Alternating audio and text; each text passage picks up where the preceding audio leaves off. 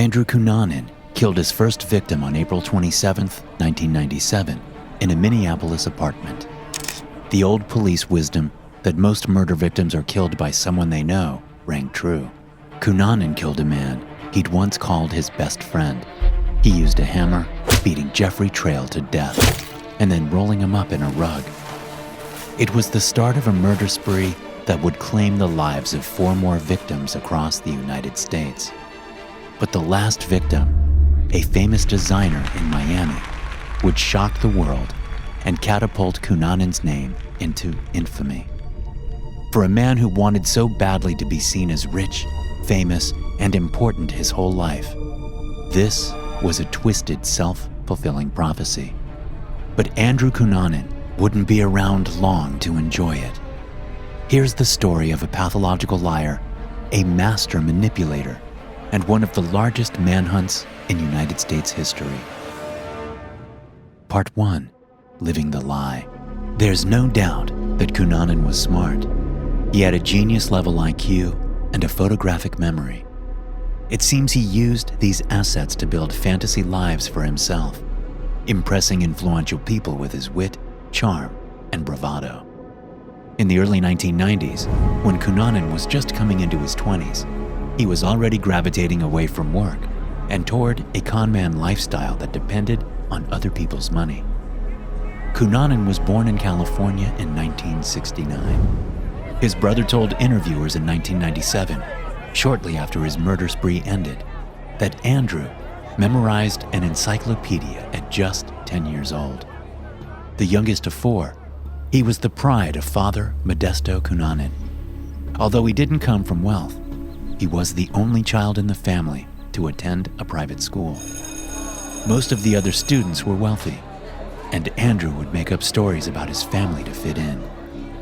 He told some that his mother was a Jewish princess stuck in a loveless marriage to his father. He told others that his father was a Filipino general with ties to dictator Ferdinand Marcos. In reality, his mother was a highly religious Italian-American Catholic, and his father was a stockbroker who fled to the Philippines in 1988 to avoid embezzlement charges. At 19, shortly after his father abandoned the family, Andrew's mother found out he was gay, although it seems the rest of the family already knew. The two reportedly had an argument in which Andrew slammed his mother against a wall, dislocating her shoulder. Soon after this, he left San Diego and moved to San Francisco, where he quickly became a well-known member of the gay community there. He stayed with a married couple and their baby daughter, whom he doted on. It was in San Francisco that Cunanan started to charm his way into social circles, ingratiating himself to rich older men. He lived lavishly, spending money he didn't earn on expensive dinners, costly booze, hotels for his friends, and generous tips for waitstaff. Several friends reported that Cunanan always picked up the tab. It was a way to stay at the center of attention and to get people indebted to him. This seemed to be Cunanan's modus operandi. He would woo and befriend a rich older man who would pay for his partying, clothes, and other expenses. Cunanan would then be free to look for what he really wanted: attractive gay men his age or younger. Friends and acquaintances also reported that Cunanan developed a taste for rough sex, sadomasochism, and violent pornography. But it seems that Cunanan wasn't just living off of rich men during the years before his murder spree. He was also dealing drugs. Everything from marijuana and cocaine to prescription pills. Some friends say he was also using. One former roommate said that Cunanan would shoot up crack. He also reportedly was using heroin in the months before the first murder. No one really knew who Cunanan was. He would lie constantly, which necessitated keeping people at a distance. Even his close friends had trouble separating the lies from the truth. But there were a couple of people who got to know Andrew Cunanan well, and it ultimately got them killed. Part 2. The first 2 victims.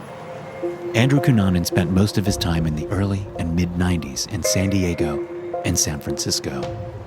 In 1992, Andrew met Jeffrey Trail, who was serving in the Navy and stationed on a ship in San Diego. Trail was having trouble coming to terms with his sexuality.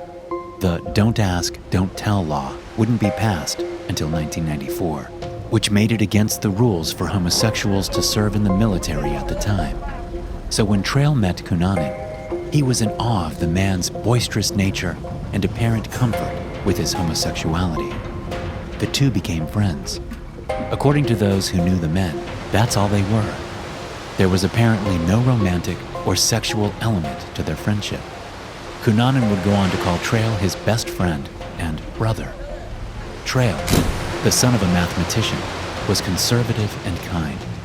He was ambitious in a way that Cunanan wasn't.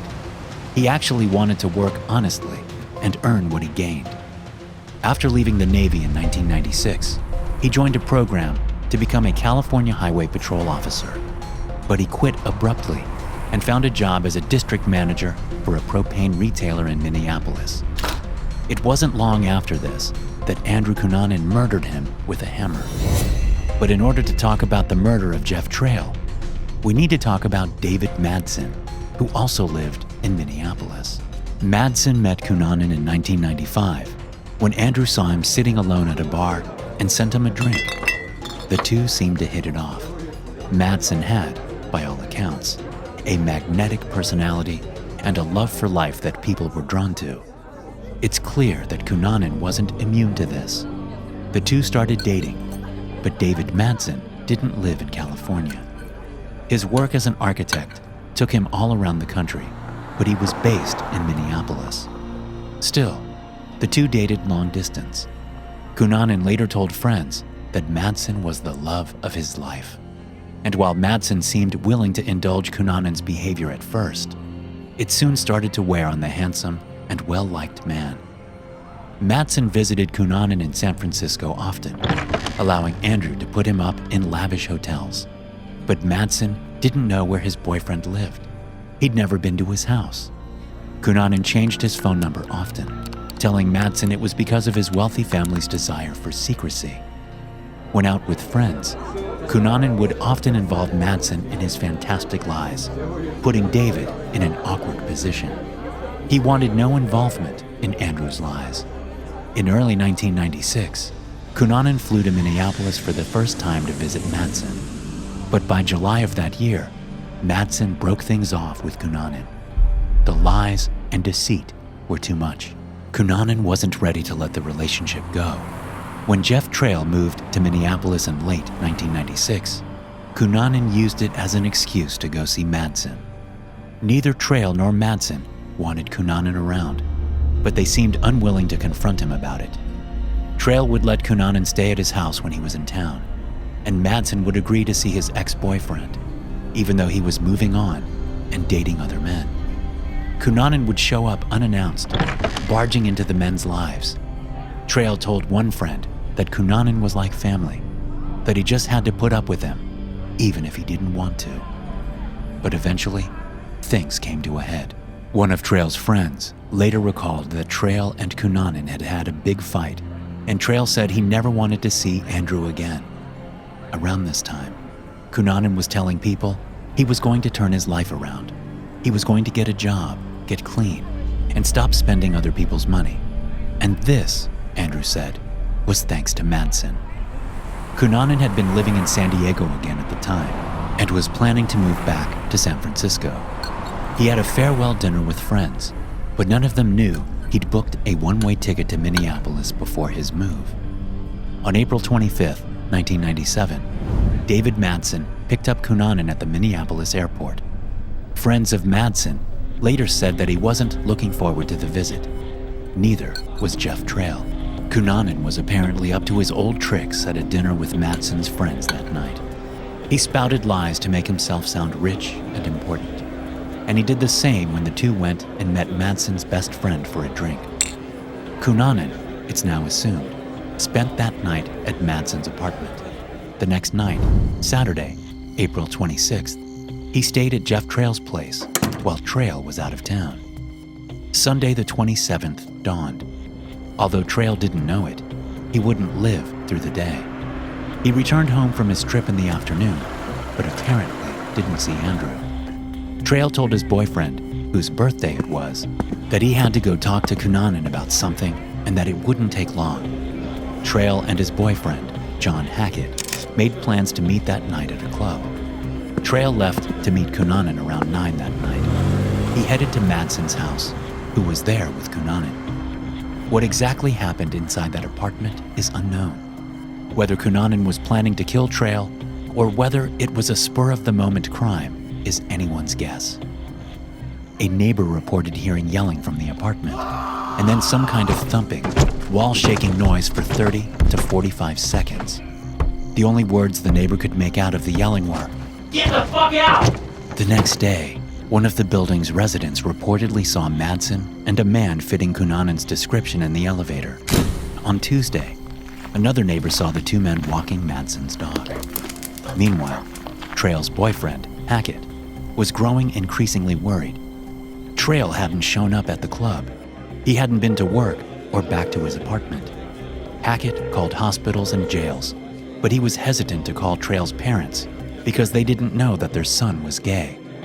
While Madsen had been spotted by neighbors in the 2 days after Trail's death, he hadn't gone to work. His co-workers were starting to worry, so they went to the apartment and knocked on the door. They thought they heard whispering inside over the sound of the dog scratching at the door. Trail's co-workers got the police involved. The officers warned through Madsen's door that they might have to shoot his dog if he attacked. They didn't want to be responsible for getting Madsen's Dalmatian killed, so they backed off and instead left a message for the building's superintendent. When the superintendent gained access to the apartment, she saw blood, footprints, and a body rolled up in a rug. She immediately called the police, who assumed it was Madsen's body in the rug, since there was no sign of the man. But they soon found out that it was Jeff Trail's body, identifying him through a tattoo, since the hammer blows had deformed his face beyond recognition. Andrew Cunanan had bludgeoned the man he once called his best friend to death with a hammer, while Madsen likely watched in horror. But where was Madsen? The last time anyone had seen Madsen was at his apartment, heading out to walk his dog with a man matching Cunanan's description. That was Tuesday, April 29th, 1997. On Saturday, May 3rd, two fishermen found Madsen's body near Rush Lake, about 3 hours northwest of Minneapolis. He had been shot 3 times. One shot, presumably the first, was to the eye. Another was to the back of the head, and a third to the back. There were no signs that Madsen had been restrained, and the only defensive wound was to a finger, probably from raising his hands just before Cunanan shot him in the face. After the police found Trail's body in his apartment, Madsen was a top suspect in the murder. However, it seems clear now that Cunanan was holding him against his will in the days after Trail was murdered, using a gun stolen from Trail's house. After killing Madsen, Cunanan took his Jeep, leaving the man he'd once called the love of his life dead in the grass next to Rush Lake. But Cunanan wasn't done. He would continue his murder spree across 3 more states, and his next stop was Chicago. Part 3, the next 2 victims. Duke Miglin was 25 when Andrew Cunanan went on his killing spree. The son of Chicago millionaire Lee Miglin, Duke was just the type of young man Cunanan would have been attracted to.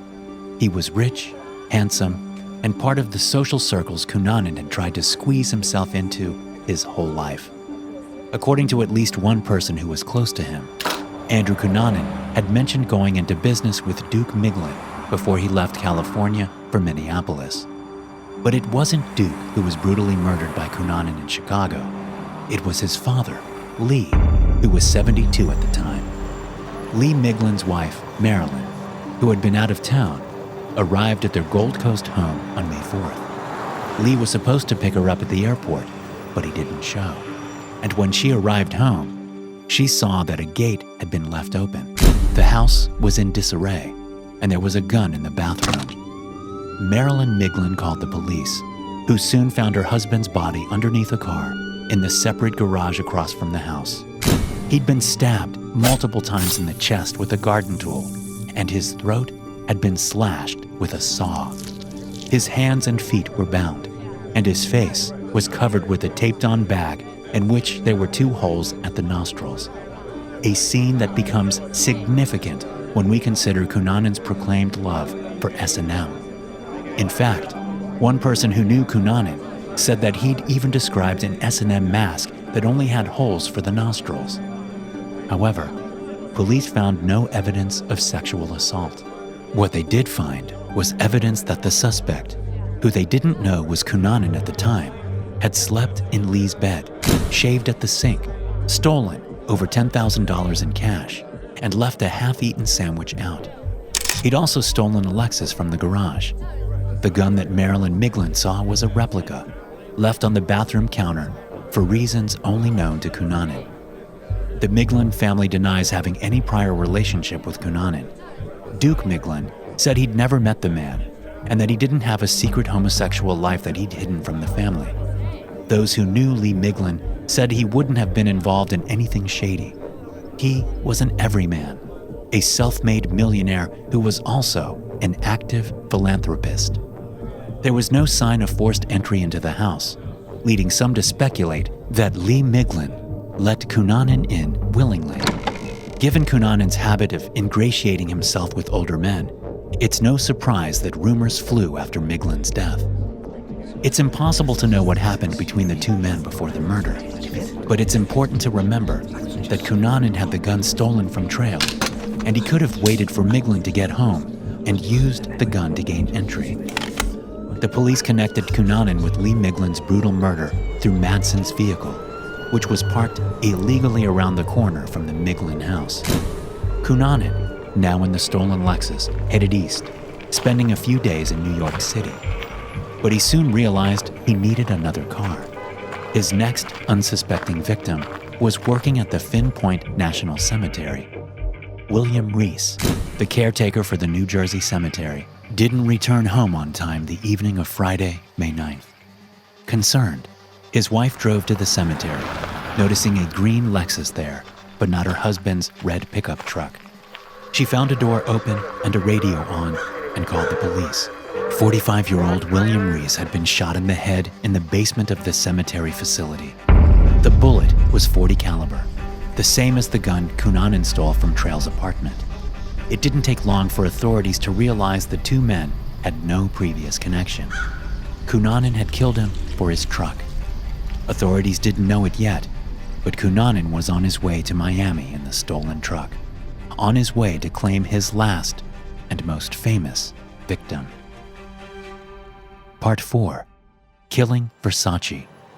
On June 12, 1997, over a month after killing William Reese for his truck, Andrew Cunanan became the 449th person to be on the FBI's 10 Most Wanted list. Although authorities didn't know it at the time, he spent 2 months living in Miami before committing his final murder. He managed to stay under the radar despite apparently making little effort to hide his identity. He even used his own name to pawn an item at a store in Miami. Witnesses later said that Cunanan would go out every night to the gay clubs. Some postulated that he got off on being out in public while his face was all over the news. Still, it was only when Cunanan committed his 5th and final murder that the police had an idea of where he was.